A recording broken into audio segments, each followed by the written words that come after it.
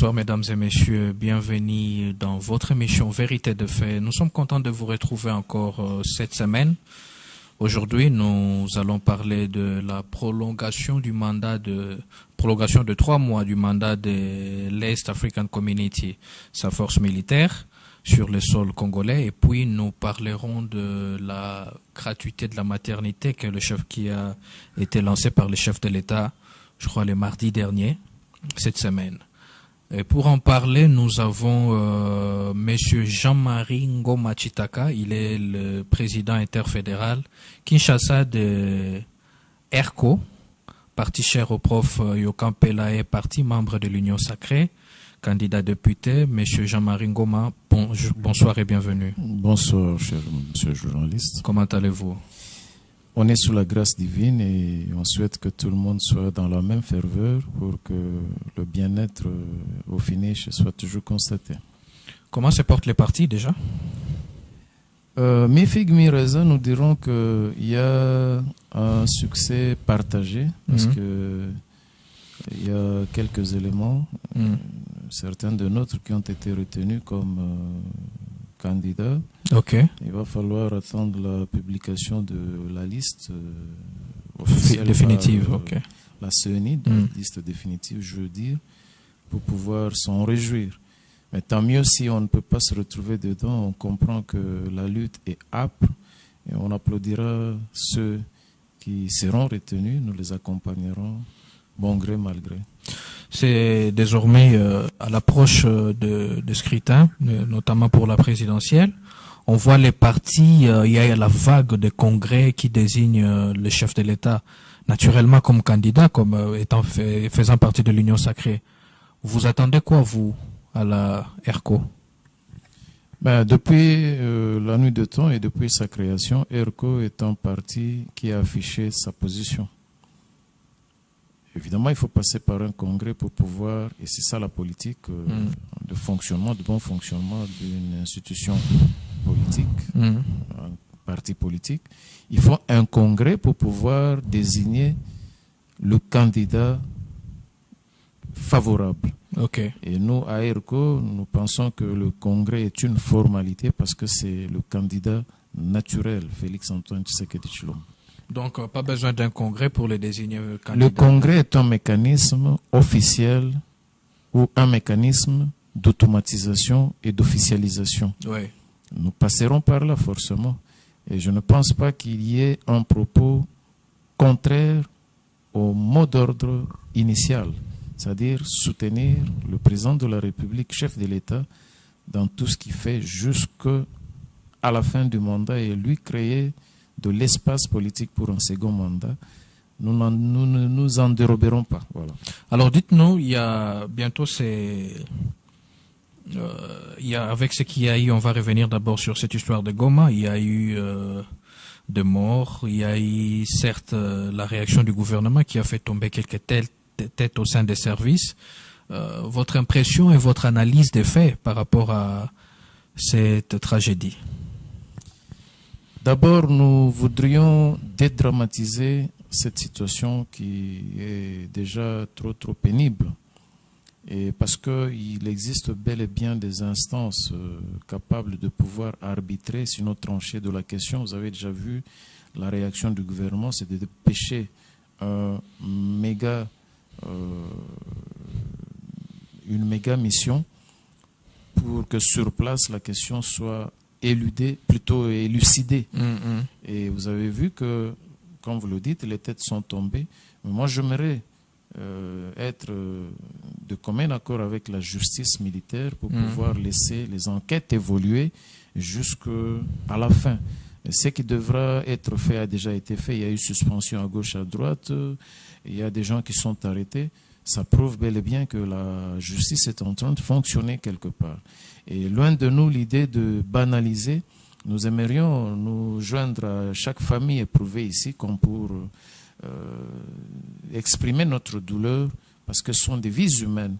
Et partout où il y a une vie humaine perdue, je crois que ça ne fait plaisir à personne. C'est déjà une province meurtrie. On va voir dans quelle mesure châtier les coupables et la sanction devra être exemplaire. Voilà.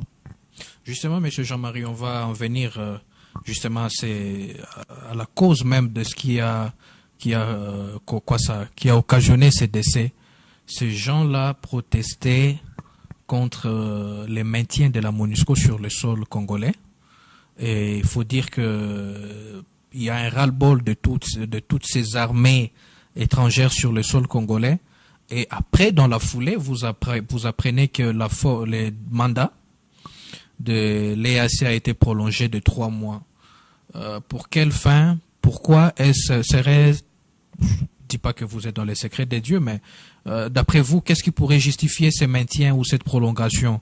Est-ce que c'est pour leur permettre de s'organiser logistiquement afin de quitter les sols congolais, ou on ira comme ça de prolongation en prolongation?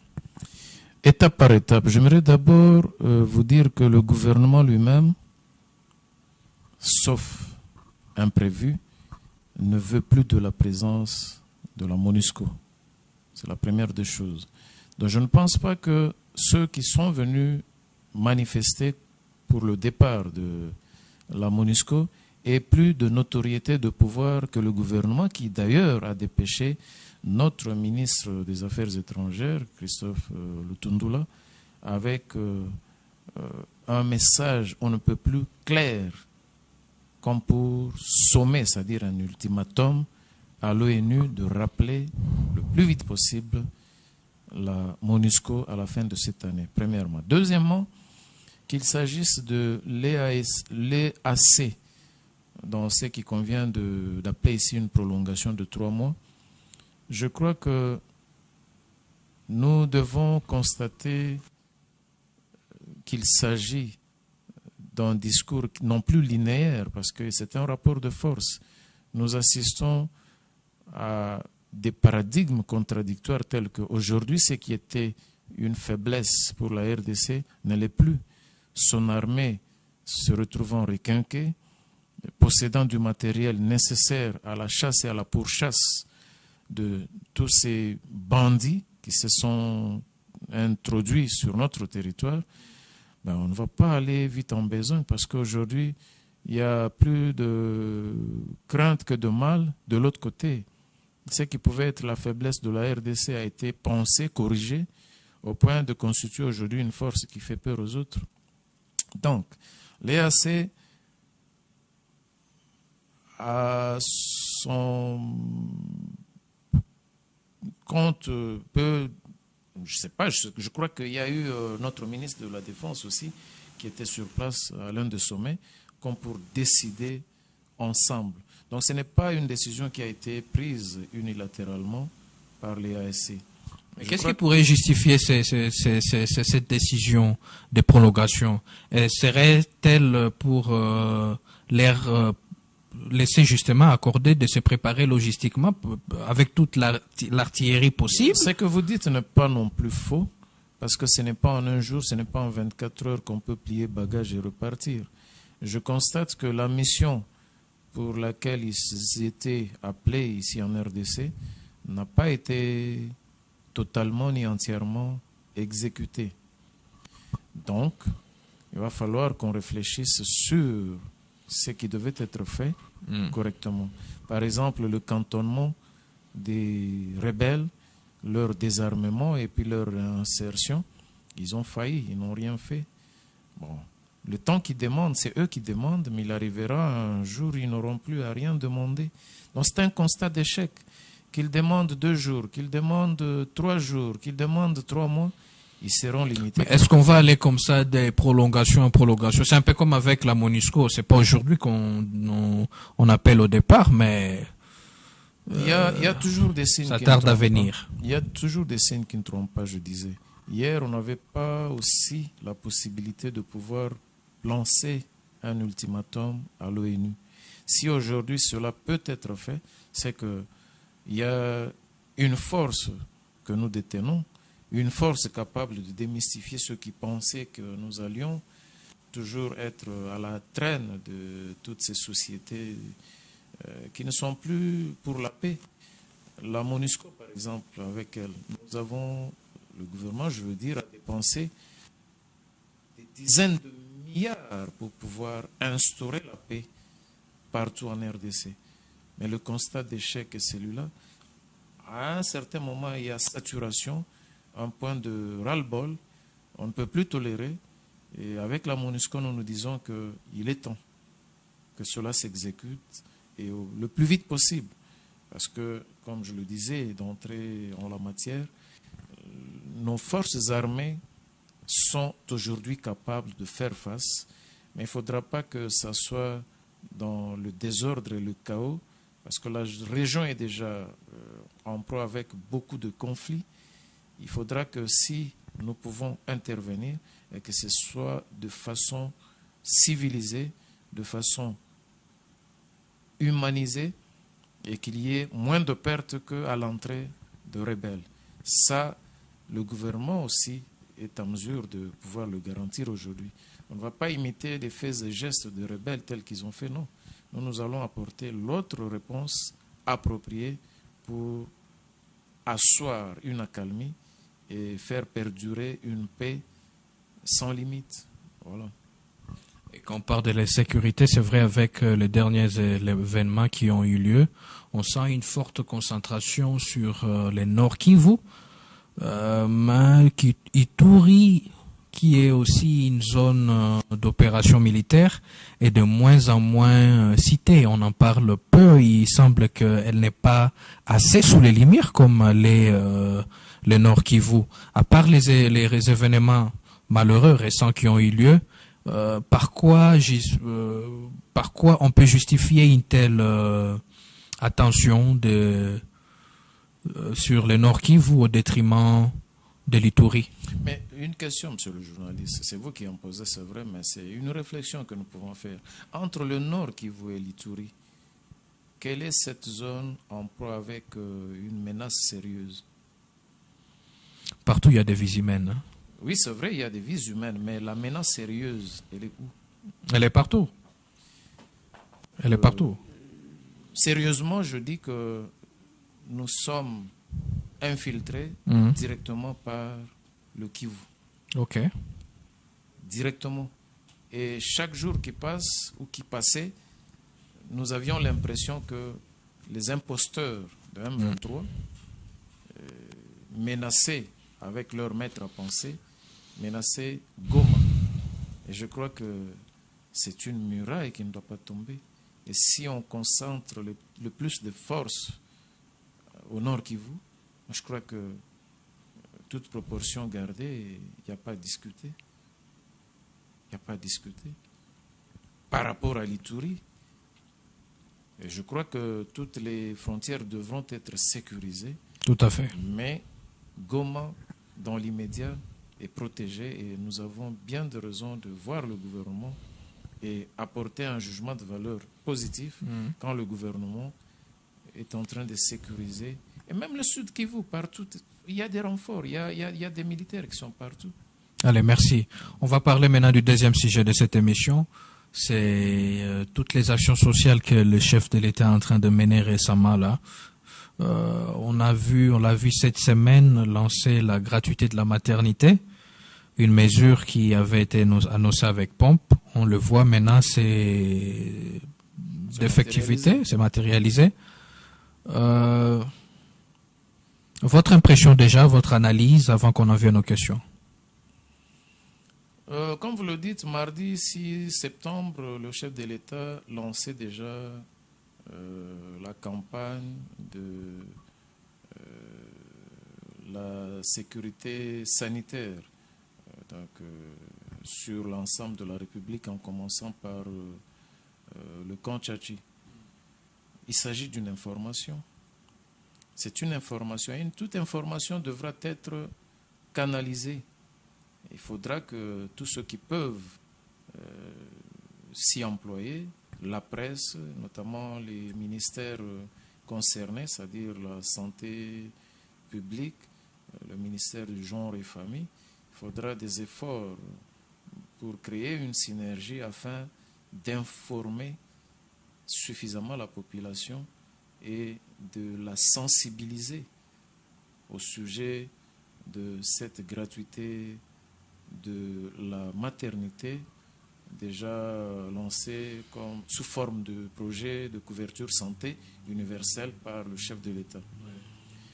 Je crois que, à mon humble avis, je pense qu'on devait aussi faire la part des choses. C'est-à-dire? De la grossesse à la naissance, en passant par la croissance, il y a tout un tas d'étapes de responsabilité. C'est vrai que, pour aller droit au but, déjà la gratuité de l'enseignement a permis à ce que nous puissions récupérer 5 à 6 millions d'enfants aujourd'hui Du sur le circuit scolaire, oui. Et c'est une fierté. Tout à fait. L'objectif, c'est de sortir toutes ces populations de l'ignorance et de l'analphabétisme. Mais la question qu'on peut se poser, c'est vrai que l'objectif du chef de l'État est clair pour ce sujet et pour ce projet, couverture santé universelle, que l'on ne perde pas de vie en donnant la vie, c'est-à-dire une femme en état de grossesse jusqu'à la délivrance, qu'elle soit suivie de façon responsable, dans la gratuité, c'est une bonne chose, et que la naissance intervienne aussi avec beaucoup de souplesse et jusqu'à la croissance de l'enfant. Mais je crois qu'à chaque étape, aucun parent ne peut être épargné, parce qu'après tout, c'est un problème de responsabilité. On ne va pas à gauche, à droite, assister à des engrossements pour que l'État prenne la charge. Vous pensez que vous pensez que cette gratuité va encourager les grossesses précoces? C'est ce que vous craignez? Tant soit peu, même si ce n'était pas à craindre, je crois qu'on assistera à beaucoup de cas de maternité gratuitement qu'avant. Mais déjà, c'était pas gratuit. Il y avait dans certains milieux où les naissances, oui, c'est récurrent. Par quelque autorité, vous verrez à la télévision. Quand bien même les parents payaient eux-mêmes, les naissances n'étaient pas moins que maintenant là. Bon, je ne présage pas ici. Évidemment, on va assister, n'est-ce pas, à l'éclosion des naissances. Vous pensez? Bien sûr. Mais c'est déjà le cas bien avant la gratuité. La tâche est déjà allégée. Okay. Alors, ceux qui avaient peur, ils vont s'exposer pour pouvoir aller vers donc vous pensez qu'il y avait des gens qui voulaient mettre au monde, mais avaient peur de payer la maternité? Mais il y a toujours des cas comme ça, cher journaliste. Pourtant, c'est bon. Dans certains cas, c'est. Il y a toujours des cas comme ça. Mais pour ne pas traîner sur cet aspect de la chose, moi, j'aimerais plutôt que nous parlions de naissance désirable. C'est-à-dire la sensibilisation dont il est question passe par la planification familiale. Ça ne sert à rien d'avoir 5, 10 enfants pour lesquels on ne sera pas en mesure de payer de la nourriture, même si la gratuité de l'enseignement sera gratuite. Quelle aubaine! À un certain moment, mais ça finira par s'arrêter. Quelle aubaine! Moi, je pense sincèrement. Il y a la maternité qui est gratuite, il y a l'enseignement qui est gratuit. C'est bien, Monsieur le Président. Bon, écoutez, c'est toujours pour alléger les difficultés dans de nombreuses familles qui sont en proie, n'est-ce pas, à cette atrocité. Encore que ici, au départ, je voudrais personnellement que toutes ces familles soient répertoriées pour pouvoir... C'est vrai qu'on va parler de la subvention qui ne tient pas compte de ceci ou de cela, mais je crois que ce n'est pas tout le monde qui est concerné par la gratuité de la maternité. Entre nous, comment ça? C'est tous les Congolais, c'est tous les Congolais qui sont concernés par cette gratuité. J'aimerais vous dire qu'il y a aussi une notion de fierté personnelle pour chaque parent. C'est un acte aussi d'amour. Je ne veux pas dire ici qu'on aime moins ceux qui vont naître gratuitement dans une quelconque maternité, mais c'est un problème de responsabilité de chaque parent. Comment est-ce qu'on prépare la venue au monde d'un enfant? Problème de fierté. Je crois que chaque parent est tenu et astreint au devoir de personnalité et de fierté familiale. Ok. Voilà. Alors, on dit du chef de l'État que ce sont des mesures qu'il est en train de lancer comme ça, parce qu'il sait que les élections pointent à l'horizon, alors d'où il faut procéder à une opération de charme à l'endroit des Congolais. Chacun a toujours raison d'avancer un argument. Je n'aimerais pas ici être à la place de ceux qui sont des excellents nageurs dans des eaux boueuses de faits divers. Le président de la République, en lançant la gratuité de l'enseignement, mais c'était consigné dans la Constitution depuis bien longtemps. Ça, c'est Le au départ, fait- mais après, le fait, c'est à quelques mois de la campagne que cette histoire a été lancée. vraiment, Oui. et quelques mois avant les élections dans la Constitution. Ben non, ben justement, dans les faits, on a Mais attendu, permettez, c'était dans la chaque Constitution, qu'est-ce chose- qui a freiné depuis? Chaque chose a son temps. Je ne cesserai pas de dire que les 2 premières années du chef de l'État ont été des années où il a exercé son mandat à rude preuve, c'est-à-dire des accusations, des considérations. Et puis, il y a eu la 3e et la 4e année, il avait le coup de franche pour opérer.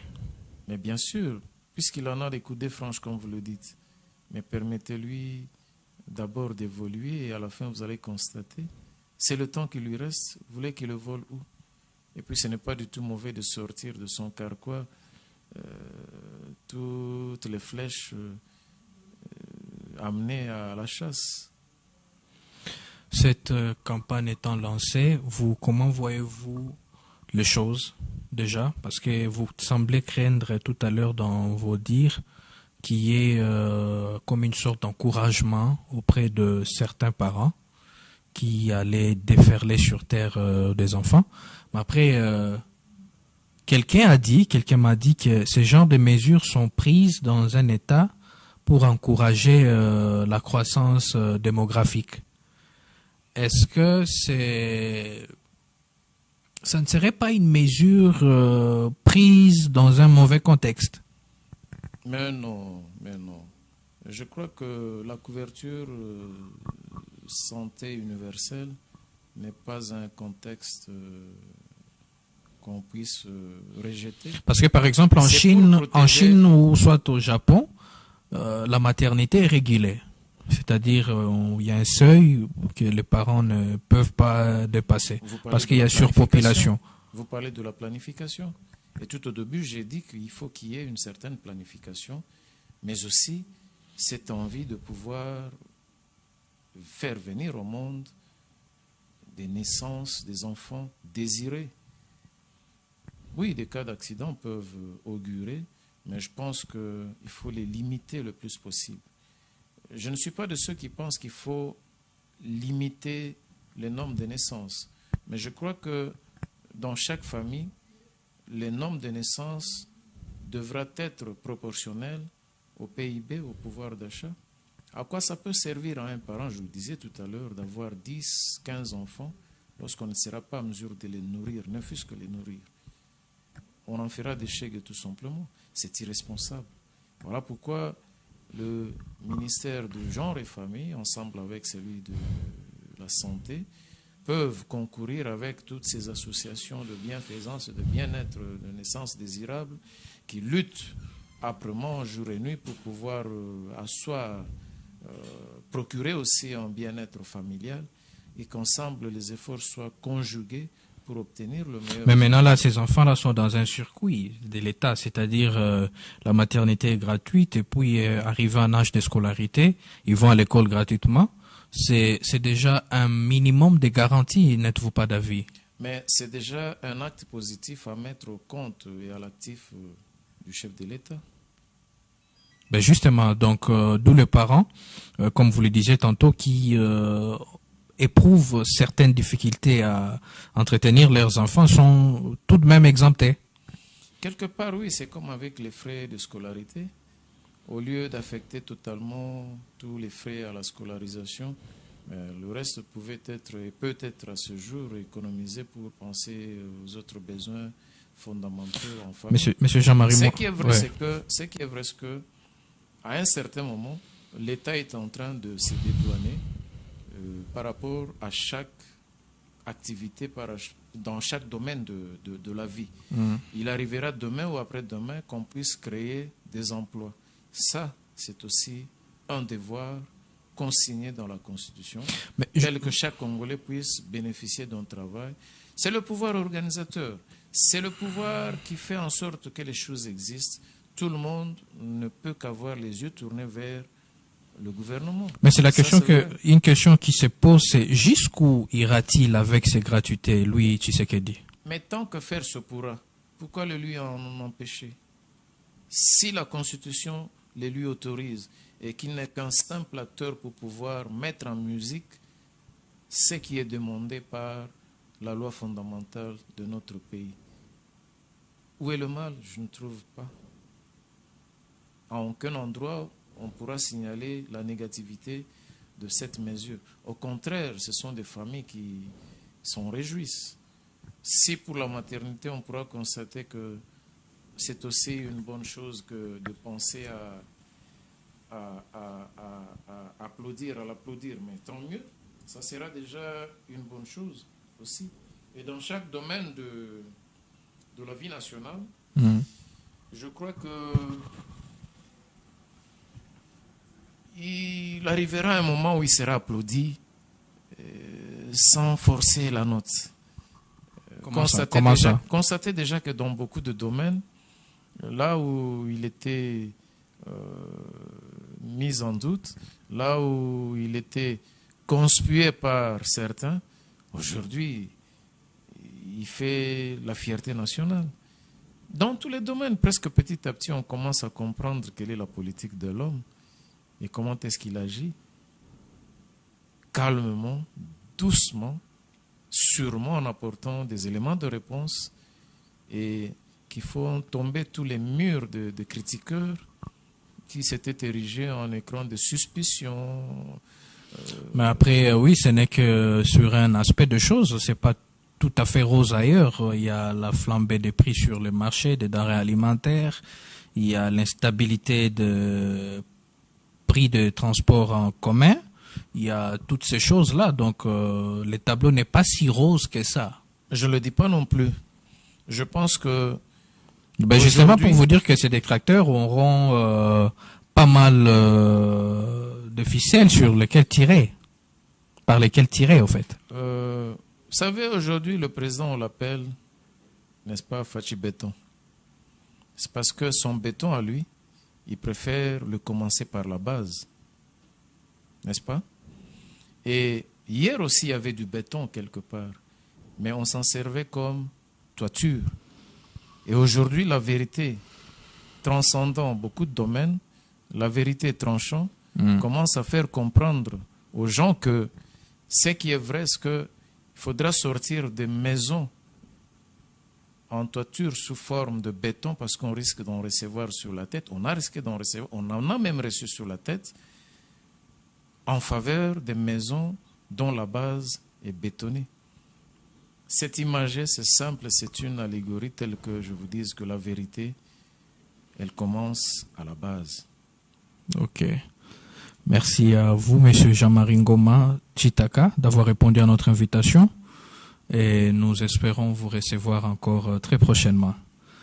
Merci à vous de nous avoir suivis. Merci d'avoir été branchés. On se retrouve dimanche pour la rediffusion à 17h et la semaine prochaine pour un nouveau numéro.